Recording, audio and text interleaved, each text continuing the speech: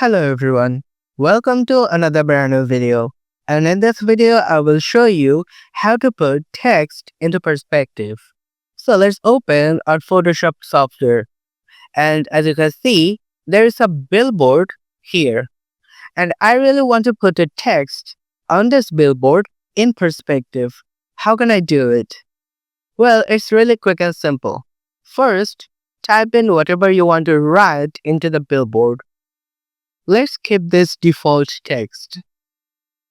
Now, select the marquee tool and then highlight over it and then copy it.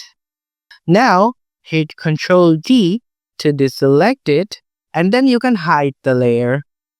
And now, create a new layer. It will help you. Now click on Filter and then go to Vanishing Point. Here, as you can see, my billboard is already selected, but you have to manually trace it every time. Now, click on Ctrl V and your text will be here.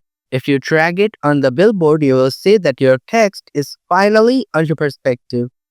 And now you can edit your text, make it small or large, however you like. When you're satisfied, click OK and your text will be put into perspective. If you found this video helpful, please give it a thumbs up.